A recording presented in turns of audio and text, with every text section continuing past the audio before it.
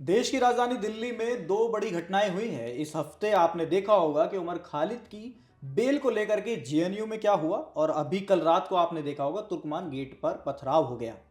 तो आपने हम दोनों को देखा होगा। मेरा नाम दीपक है और इनका नाम विशाल है, और हम दोनों अलग अलग जो काम है वो करते रहते हैं। विशाल बिल्कुल। जो है आपको इंग्लिश में आपको आप तक खबरें पहुंचाते हैं, और मैं ग्राउंड रिपोर्ट्स और बाकी खबरें हिंदी में आप तक पहुंचाता हूं। ये हमारी इस सीरीज का एपिसोड नंबर 1 है। बिल्कुल। इस एपिसोड में हम आपको खबर का निचोड़ बताएंगे, यानी कि सार क्या होता है। विशाल, खुल्लम खुल्ला अंदाज में साफ तरीके से दर्शकों को डिजिटल की भाषा में, क्योंकि इंडिया बिल्कुल। टीवी डिजिटल पर हम बात कर रहे हैं, बिल्कुल। तो उनको पता होना चाहिए, क्योंकि डिजिटल पर ऑडियंस जो है वो तुरंत रिएक्ट करती है। तुरंत रिएक्ट करती है और तुरंत क्लिक करती है। सबसे पहला मुद्दा, बिल्कुल। तुर्कमान गेट पर जी। कल रात को पुलिस वालों के ऊपर, दिल्ली की जो पुलिस है उन पर पथराव हो गया। जी। तो विशाल, ये हुआ क्या? ये मतलब ये दिल्ली ने मतलब पिछले 5 सालों में मेरे ख्याल से पहली बार आपने देखा होगा, बिल्कुल। जब CAA को लेकर के प्रोटेस्ट हुए थे जी। तो पथराव हुआ वहां पर। दिल्ली पुलिस की गाड़ियां तोड़ी गई थी। सारा जो पूरा का पूरा माजरा था, पूरी की पूरी खबर थी, आपने देखी होगी। 5 साल बाद वापस से हो गया। विशाल, बिल्कुल। देखिए दीपक, कहते हैं सरकार और जुडिशरी कुछ भी एक्शन लेती है तो उसके पीछे एक मंशा होती है, एक बेहतर सुशासन की, बेहतर व्यवस्था की, और हमारी ये उम्मीदें भी होती हैं। तो अब सबसे पहले आपने तुर्कमान गेट की बात करी तो वहीं चलते हैं। दिल्ली के आदमी से आप कहीं भी पूछ लो तो सबसे पहले बोलता है, भैया मैं इंक्रोचमेंट से बड़ा परेशान हूं। भैया मैं इंक्रोचमेंट से, इधर ई रिक्शा वाले चल रहे हैं, इधर गाड़ियां चल रही हैं, इधर छज्जा निकाल रखा है, इधर वो निकाल रखा है, सब इस बात से परेशान रहते हैं। तो ऐसे में दिल्ली सरकार और दिल्ली हाईकोर्ट के ऑर्डर से तुर्कमान गेट पे रात 1 बजे के आसपास पुलिस और एमसीडी पहुंची और उन्होंने अपना इंक्रोचमेंट पे कार्रवाई करना शुरू करी। अच्छा, अब इंक्रोचमेंट में कार्रवाई होती है तो दो बड़े संवेदनशील मुद्दे होते हैं। कौन सा मुद्दा? कि भैया मंदिर और मस्जिद नहीं होना चाहिए, नहीं तो धार्मिक स्थल है, बात ये लगा चली जाती है।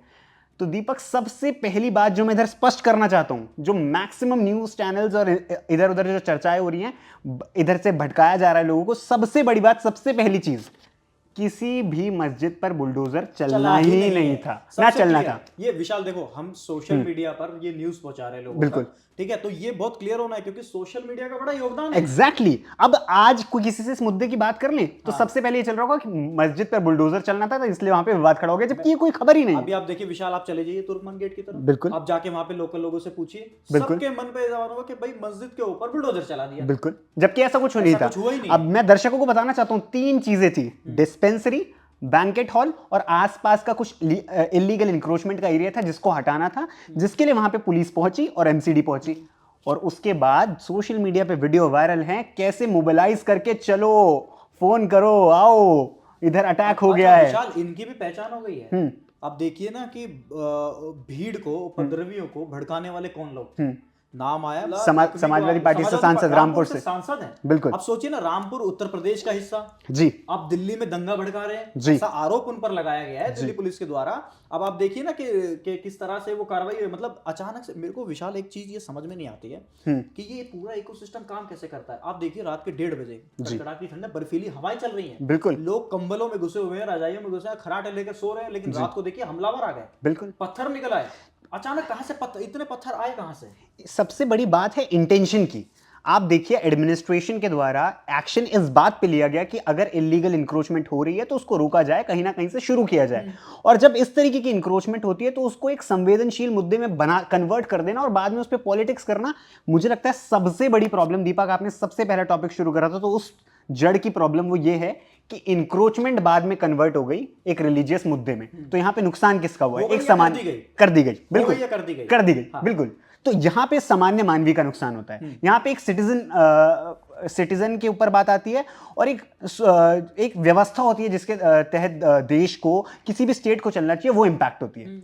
अब इसी से मैं जोड़ूंगा दीपक, आपने स्टार्टिंग में एक बात करी थी कि उमर खालिद और शर्जील इमाम की बेल की कनेक्टेड है। मैं आपको बता दूं, ये कनेक्टेड लग रहा है। बिल्कुल कनेक्टेड भी, और इसमें दोनों में कॉमन पॉइंट निकल के आ रहे हैं। यहां पे एडमिनिस्ट्रेशन एक्शन ले रहा था, वहां पे जुडिशरी एक्शन ले रही थी। कोर्ट पेंडिंग था, ये जो केस था वो कोर्ट में पेंडिंग था। अब सीधा सीधा बात आती है, भैया शर्जील इमाम और उमर खालिद की बेल होनी चाहिए कि नहीं होनी चाहिए। कोर्ट ने बेल पे स्टे लगा दिया और बोला अगले 1 साल तक ये लोग अप्लाई भी नहीं कर सकते बेल के लिए। भाई, इस फैसले को वेलकम करना चाहिए था और मैक्सिमम लोगों ने वेलकम किया है। क्यों करना चाहिए था वेलकम? क्या आप जानते हैं उमर खालिद ने क्या किया था? क्या आप जानते हैं कि शर्जील इमाम ने क्या किया था? शर्जील इमाम के वो वीडियोस देखिए दीपक, आपने देखे होंगे, मुझे तो लगता है उन वीडियोस में बात की जा रही है उस चिकन नेक को काट देंगे, 100 दिन तक खाना रोक देंगे वहां का, नॉर्थ ईस्ट का।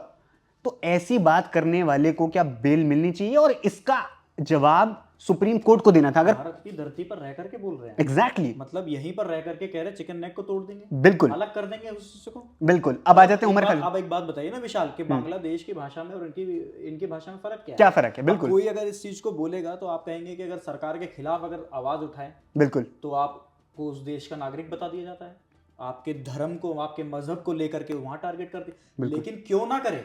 बिल्कुल। ये विशाल सोशल मीडिया का जमाना है, पब्लिक देखती है, सब जानती है। अगर हम अभी कुछ गलत बोलेंगे तुरंत कमेंट्स आ जाएंगे नीचे, तुरंत कमेंट्स आएंगे और लोग स्वतंत्र है अपनी बात कहने के लिए। पर यहीं पे तो दीपक बात आती है कि वहां पे जब तुर्कमान गेट की बात करते हैं तो एडमिनिस्ट्रेशन एक्शन लेता है, और जब हम सुप्रीम कोर्ट के इस ऑर्डर की बात करते हैं जिसको वेलकम किया जाना चाहिए था, आप क्रिटिसाइज भी कर सकते हो। लेकिन क्या होता है, अभी तो हम मेन मुद्दे पे पहुंचे ही नहीं दीपक।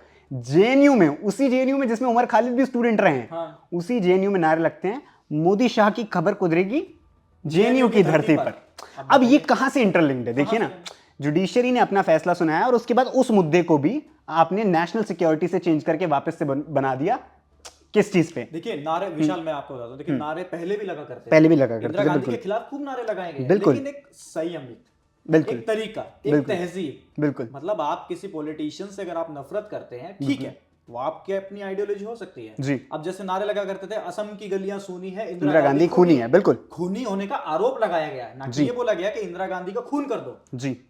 ये भी अगर उस टाइम पर ये किन्हीं लोगों ने अगर इस तरह की बातें भी की थी तो उनको क्रिटिसाइज किया गया था। बिल्कुल। तो आज क्यों नहीं हो सकता उनको क्रिटिसाइज? यही तो बात है कि दीपक कि आपने उस मुद्दे को भी चेंज कर दिया और आप किसको डिफेंड कर रहे हैं? उमर खालिद, अफजल, हर घर से अफजल निकलेगा, भारत की बर्बादी तक जंग रहेगी, ये ऐसे नारे हैं जिनके ऊपर केसेस चल रहे थे। और उसके अलावा उन सब चीजों के अलावा दिल्ली राइट्स केस में इनको मुख्य भूमिका में पाया गया है दोनों को। ऐसा नहीं है कि सिर्फ उन्हीं केस, वो उसी तरीके के केसेस चल रहे थे। और जहां कोर्ट ने अपना एक्शन लिया, जहां कोर्ट ने अपनी इस बात को बोला कि बेल ऑर्डर पे स्टे लगनी चाहिए, उसको आप वेलकम करें, क्रिटिसाइज करें, पर मुद्दे को आपने पूरा भटका दिया।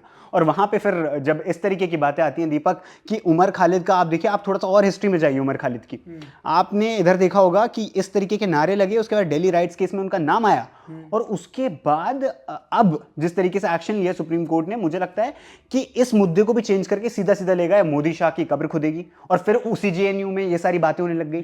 तो कहीं ना कहीं ना, अब जेएनयू इतना अच्छा इंस्टीट्यूशन है दीपक, वहां पे सवाल खड़े होने लग जाते हैं। आम कॉमन मैन के दिमाग में पता क्या आता है, यार ये जेएनयू को तो बंद कर देना चाहिए, पर नहीं कर सकते बंद, क्योंकि आप एक चीज समझने की कोशिश करिए कि जेएनयू से इतने लोग पढ़ करके निकले और अन्य तरह के आप राजनीतिक पदों पर भी देखेंगे, बिल्कुल विराजमान है आज के टाइम पर और बहुत अच्छा काम कर रहे हैं, बिल्कुल। लेकिन एक वो कहते हैं ना डेंटिंग पेंटिंग वाला काम, बिल्कुल, वो इन लोगों ने कर दिया कि जवाहरलाल नेहरू यूनिवर्सिटी पर एक तरह से क्वेश्चन मार्क क्रिएट कर दिया, और अपने ही विपक्षी पार्टी को, मतलब आपकी विपक्षी जो पार्टी की आइडियोलॉजी है जिसको आप क्रिटिसाइज करते हैं, उन्हीं को आपने मौका दे दिया खेलने का। बिल्कुल, आपने तो उनको बैटिंग फ्रेंडली पिच दे दी, बिल्कुल। और फिर बाद में इस तरीके का माहौल बनाया जाता है कि अब इस चीज के चुनाव आ रहे हैं तो ये उठाया जा रहा है। अरे भैया, आप क्यों कर रहे हैं? तुर्कमान गेट पर अगर इंक्रोचमेंट हो रही है तो आप उस इंक्रोचमेंट का वेलकम कीजिए, आप खुद आइए, साथ में करवाइए। खबर क्या आई, फैज ए इलाही मस्जिद के आसपास के जो अतिक्रमण है उस पर बुलडोजर एक्शन होगा, ये हुआ था। लेकिन हुआ क्या, बताया क्या गया कि एक मस्जिद में हो रहा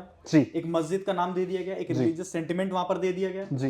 तो ये तो फिर एक तरह से सेंटिमेंट क्रिएट कर दिया गया ना, बिल्कुल, कि मतलब अगर आपने अब जैसे आप भी दिल्ली से हैं विशाल जी, और बहुत सारे लोग दिल्ली से देख रहे हैं जी। अब आप उस चीज को समझने की कोशिश करिए, दिल्ली में जितने भी मकान बनाए गए हैं जी, तो अगर मैं आपको एक नक्शा टाइप का बताऊं तो देखिए, यहाँ से आपकी बाउंड्री है, यहाँ से आपने घर बनाया जी, ठीक है। अब वो घर हो गया 20 साल पुराना, अब उसके बाद अगर आप घर बनाएंगे तो वो घर की जो दीवार है ना वो वहां नहीं रहेगी जी, उसके आगे जो आपने 1-2 सीढ़ियां लगाई है ना चढ़ने के लिए, वहां से वो दीवार खड़ी होगी, उसके आगे 1-2 सीढ़ियां और लग जाएंगी जी। तो फिर ये जो सवाल उठता है ना कि बुलडोजर एक्शन क्यों हो रहा है जी, कैसे हो रहा है, तो ये आपको देखना पड़ेगा कि जो एमसीडी जिस चीज को एक लिमिट देती है कि आपकी ये जमीन है, ये बाकी जो एरिया है पीडब्ल्यूडी डिपार्टमेंट का हुआ, सरकारी जमीन हुई, वहां पर हुआ, और उसी को तो तोड़ने के लिए वहां पर बुलडोजर गया है। अब ये फैसला हमें करना पड़ेगा कि डेमोक्रेसी और फ्रीडम ऑफ एक्सप्रेशन के नाम पर क्या हम 150 दिन तक एक रोड को ब्लॉक कर दें और वहां पे बैठ जाएं, आप समझ रहे हैं मैं किस तरफ इशारा कर रहा हूँ? शाहीन बाग की बात कर रहे बिल्कुल बिल्कुल। और आप इंक्रोचमेंट के नाम पे जहां पे आपकी रिलीजियस किसी भी चीज को हर्ट करने का कोई इंटेंशन था ही नहीं, ना ही एक्शन था। आप देखिए ना, बैंकेट हॉल, मार्केट और आसपास के एरिया में डिस्पेंसरी थी, एक इलीगल डिस्पेंसरी, उसको तोड़ना था। और उसका आपने क्या माहौल बनाया, और कहीं ना कहीं सामाजिक तनाव इससे इफेक्ट होता है। मैं तो कह रहा हूँ किसी भी धर्म और संप्रदाय की बात करें, उसमें ऐसे एंटी सोशल एलिमेंट्स हो सकते हैं जो इसका फायदा उठाएं। अब आज बहुत सारे मंदिर भी हैं जो उस बिल्कुल। जगह पे ऐसी जगह पे बने हुए, सरकार ने बकायदा नोटिस दिया और उन मंदिर के जो ट्रस्टी हैं या पुजारी हम जिन्हें कहें, उन्होंने कोऑपरेट किया। बिल्कुल कि ठीक है, दिल्ली में 3 करोड़ से ज्यादा की जो आबादी है वो रहती है, और लगभग 4-5 करोड़ की आबादी, मतलब अगर 1.5-2 करोड़ और मैं एडिशनल ऐड कर दूं तो वो ट्रैवलिंग करती है। बिल्कुल उनको प्रॉब्लम होती है। अगर मतलब आप एक किताब लेकर के चलते हैं कि संविधान है हमारा, जी, जिसको आप कहते हैं हम संविधान की रक्षा करने के लिए आए हैं, संविधान को बचाएंगे, संविधान बचाओ रैली भी इस देश में हो जाती है, तो फिर उन लोगों का संविधान कहां चला गया, उनके राइट्स कहां चले गए, उनके पास क्या अधिकार नहीं है? बिल्कुल बिल्कुल सही बात कह रहे अधिकार हैं। होने चाहिए ना। बिल्कुल होने चाहिए अधिकार। और मुझे लगता है ये तमाम ऐसी चीजें हैं, आज भी हम अपने इस डिजिटल फ्रेंडली एक्सप्लेनर में यही बात करना चाहते हैं। खबर आपको इंडिया टीवी पे हर जगह देखने को मिलेगी, हम आपको हर चीज को एक्सप्लेन करेंगे, लेकिन आज इस कॉन्वर्सेशन का मुद्दा था कि दीपक एग्जीक्यूशन कैसे हो रहा है। फॉर एग्जाम्पल इन दोनों मुद्दों में हमने ये वाली बातें करी हैं कि कोई फैसला निकाला जाता है सरकार की तरफ से या कोर्ट की तरफ से, तो उस फैसले का इंटेंशन क्या होता है और बाद में उसको पॉलिटिक्स क्या बना देती है। पहले विशाल क्या होता था ना कि पहले ऐसा होता था कि लोगों को ऐसा लगता था कि जो रूलिंग गवर्नमेंट है जी, वो जानबूझ करके आपको छेड़ रही है। जी। एक पार्टी के और एक आइडियोलॉजी वाले लोग आपको आरोप छेड़ रहे लगाया करते थे। जी, अब आप एक चीज खुद समझने की कोशिश करिए कि 2020 में जब दिल्ली राइट्स हुए, उसके बाद तो आपको समझ में आया ना। उसके बाद आपको समझना चाहिए। अगर आपको लगता है कि गवर्नमेंट ऐसा करे तो आप होने मत दीजिए। अगर वहां पर बुलडोजर आया, बुलडोजर आके अगर मान लो किसी भी चीज पर, मान लीजिए कि अगर वो लीगल है, उस पर भी अगर विशाल बुलडोजर चलाया जाता है, आपके पास राइट्स है। बिल्कुल। आप जिस किताब को लेकर के, आप जिस संविधान को लेकर के घूम रहे हैं, उस संविधान के तहत जाके लड़िए ना। हमारे देश का संविधान इतना मजबूत है। बिल्कुल। आपको सड़कों पर पथराव करने का हक किसने दिया? पथराव, आप पुलिस वालों पर पथराव कर रहे हैं। और दीपक वही मॉडस ऑपरेंडी आप देखिए, पत्थर सबसे पहले निकलते हैं और पत्थरबाजी सबसे पहले स्टार्ट हो जाती मेरे है। को ये समझ नहीं आ रहा कि इतनी मात्रा में पत्थर आते कहां से हैं? सबसे बड़ा सवाल तो यही है। और एडमिनिस्ट्रेशन भी दीपक, मैं कह रहा हूं, आप बताइए, आपके घर में पत्थर है? नहीं, बिल्कुल नहीं है। ज्यादा से ज्यादा 1-2 ईंट का टुकड़ा पड़ा होगा, बिल्कुल इससे ज्यादा सही तो कुछ नहीं होगा। आपके पास वो नुकीले कटीले पत्थर कहां से आते हैं? हम अपने दर्शकों को बताना चाहेंगे 5 पुलिस वाले इंजर्ड हुए हैं। हालांकि कुछ मेजर इंजरी नहीं है, बट 5 पुलिस वाले इंजर्ड हो जाते हैं रात में एक सरकारी एक्शन पे। आप, और दिल्ली, देश की राजधानी दिल्ली पे, तो कहीं ना कहीं ये सीधा सीधा इस बात पर सवाल खड़े करता है कि जब हम अपने देश की शासन व्यवस्था या फिर देश में एक अच्छी व्यवस्था चाहते हैं, तो कहीं ना कहीं सरकार के ऐसे फैसलों में हमें उनका साथ देना पड़ेगा जहां पे वो इलीगल इंक्रोचमेंट और इन तमाम प्रॉब्लम्स को सॉल्व करना चाहते हैं। नहीं, आपको सड़कें चाहिए अमेरिका जैसी, बिल्कुल, है ना। लेकिन उसमें घर अगर बनाना है तो आपको संविधान चाहिए भारत का, राइट।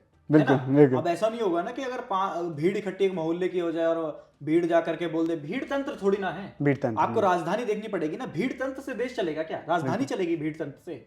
अगर आप 10 लोग इकट्ठा होकर के अगर किसी चीज पे दबाव बनाएंगे, अरे आपके पास राइट्स है, आप जाइए ना कोर्ट। और पत्थरबाजी कोई सोल्यूशन नहीं है। हर जगह यही होता है, वो कब तक बात चलेगी? पत्थरबाजी से नहीं चल पाएगी बात, और वो कहीं ना कहीं सामाजिक सद्भाव को भी खत्म करता है और इस तरीके की सोशल हार्मनी को पूरी तरीके से डिस्टर्ब करता है। और मुझे लगता है यही दीपक 2 तमाम बड़े मुद्दे थे जिनको लेकर पिछले 1-2 दिन से सोशल मीडिया पे चर्चा घर में, और उसी पे हम लोगों ने भी अपना थोड़ा सा एक खबर का निचोड़ हम निकालने की कोशिश करी। पूरा मुद्दा समझा पहले, क्योंकि दिन भर से और सुबह से हम देख रहे थे कि न्यूज रूम एक तरह से बहुत हेक्टिक माहौल बन गया था कि लगातार खबरें आ रही है, अपडेट्स आ रही है कि रात भर क्या हुआ, अब क्या हुआ, उन 5 पुलिस वालों का क्या हुआ जिन पर पथराव हुआ, जो जिनके मतलब इंजरी हो गई, है ना। अभी हमने टीवी पर आपने देखा भी होगा कि किस तरह से वो खून के धब्बे दिखाए गए। कुछ और भी डेवलपमेंट्स आ रही हैं, जैसे आपने बताया समाजवादी पार्टी के सांसद का भी नाम आया है। अब देखते हैं इसमें कितना आगे तफ्तीश जाती है और कहां तक बात पहुंचती है।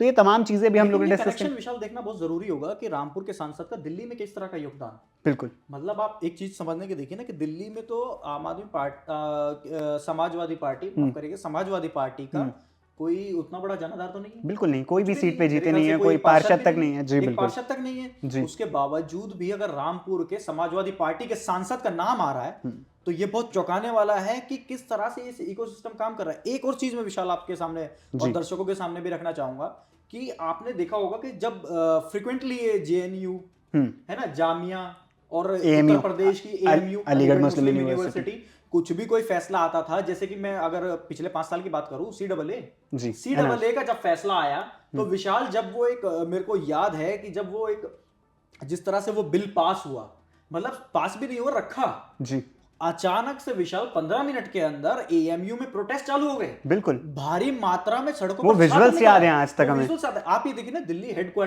दिल्ली पुलिस के हेडक्वार्टर के बाहर वो एक पूरे ITO का पूरा रोड जाम कर दिया विशाल। जी और जेएनयू को गढ़ बना दिया। जी मतलब अगर आप सोचिए ना कि आने वाली जनरेशन है जो पढ़ाई कर रही है, जो चाहती है कि हम अच्छे अच्छे कॉलेजेस में जाए, जेएनयू का नाम है। जी बड़ी मैं आपको बड़ी बताना चाहूंगा, जेएनयू के एडमिनिस्ट्रेशन ने अब बोला है कि अब बहुत हो गया है। मतलब उनकी तरफ से स्टेटमेंट आया है कि जेएनयू एडमिनिस्ट्रेशन बोल रहा है कि अब हम उस गलत नाम से नहीं जाना चाहते। हम चाहते हैं कि जेएनयू अपनी ऑथेंटिसिटी, अपनी लिटरेचर, जेएनयू अपने उस खोई यूनिक हुई पहचान को वापस ला एग्जैक्टली सके। उसलिए, और उसने इसलिए उन्होंने बोला है कि वो लोग इस पे कार्रवाई करेंगे। पुलिस कंप्लेंट हो चुकी है, सीसीटीवी फुटेज खंगाले जा रहे हैं, और जिस पर भी ऐसा कुछ होगा उस पर एक्शन लिया जाएगा। तो विशाल, दिन भर की जो खबरें ये चल रही हैं, हम डेली बेसिस पर आपके सामने लाते बिल्कुल। रहेंगे, और खबरों का जो निचोड़ है ना, जी वो हम आपको इस डिजिटल में एक तरह से अनकट तरीके से, Uncut, unedited, बिल्कुल। अनएडिटेड तरीके से आपके सामने लाते रहेंगे। और इस जो पूरे मुद्दे पर, तुर्कमान गेट पर अब आगे जो भी कार्रवाई होती है या कल जितने भी डेवलपमेंट्स होते हैं, हम आपको दिखाते रहेंगे। और तब तक के लिए आप देखते रहिए इंडिया TV।